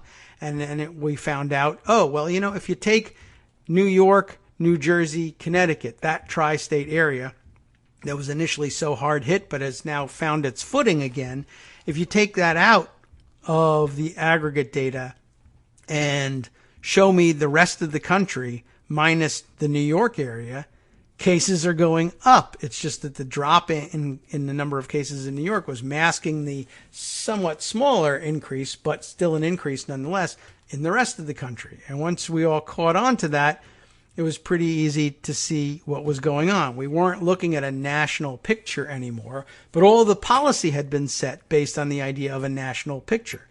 Cases are going down. We should open up. How are you doing in your state? Even on the state level, though, in Texas, going down, right? On average, we're going down. So we're safe to open up here. But what about that incredible problem you have in Brewster County, Texas, and later on in Houston and around Dallas, and then the major, all the major cities started to, increase because they were open. But the decision to reopen was fine based on the statewide data. Well, that didn't do you very much good. This is a disease that spreads among communities. You need to look at how communities are doing. And you can't open them all if there's, or like the Texas masking order now is that you have to, the masks are mandatory in counties where there are fewer than 20 cases of COVID-19. And you say, well, 20, that should probably be the most of the state, right? And I guess it's certainly the most of the population of the state. But then I took a look at the counties that were and weren't covered by this in Texas, and there were do you know how many counties Texas has? If you know off the top of your head, you can just shout out the answer. But, there was 50, 60 something counties where there were not going to be, I guess, masking requirements because there were fewer than 20 cases. That won't always stay the same. And I thought it was a bad basis on which to issue a masking order because how do you know when your county goes from 19 to 20? But they should just say everybody wear a mask, and that'll keep the counties who have less than 20 under 20. But no, they got to have some kind of hybrid system because people are going to get mad because we don't have it here. Not yet. But, the state has to act as a state, and the state has a problem, and you're in that state. So, you might have to make yourself uncomfortable just to help suppress things across your state. It's just interesting how the data can be viewed in multiple ways and from multiple angles, and some are more useful than others. All right, I really didn't think we were going to spend all that much of our day on all of these things, but that's what we have to come back from the weekend to get our feet underneath us. And of course, the weekend is when people aren't paying attention to things and they're out having a good time and they forget about, too many people forgetting about the pandemic and things get away from us. So we've recontextualized, I think, at least in usable part, recontextualized what has happened with the virus and why we find ourselves in the situation we are in, and why we found ourselves with so many people celebrating the July 4th weekend outside, insisting that there was no problem. The answer now you know. Simpsons paradox. We'll be back, of course, tomorrow. Stay tuned, of course, for Justice Putnam and the West Coast Cookbook and Speakeasy next. They'll get to, I'm sure, a wide sampling of the stories that we skipped today for our deep dive into stuff that, I don't know, it'll make you smarter even if it doesn't tell you what's going on around you right away every morning. That's my excuse for it. What are you going to get from Justice? Trump leaned into canceling public education, racial justice, equal protection, and due process in his 4th of July diatribe. Experts say the Black Lives Matter protests aren't causing coronavirus to spread, but it sure has raised fascist tendencies to a fever pitch. That's all true. Senator Sheldon Whitehouse warned of political pressures by Trump and Barr to thwart an investigation of a private espionage firm hired to go after U.S. From Daily green Codes groups. Radio on netrootsradio.com. You have been listening to the Kagro in the Morning Show with David Waldman. There's more. 7 men were arrested after they taunted a black family by yelling racial slurs, using Nazi salutes, and threatening to fight police during a 4th of July incident at an Oregon beach town. Bad news there. Internationally, oh, well, you know what? I'll keep that as a surprise for you because the music's ending. We'll see you tomorrow.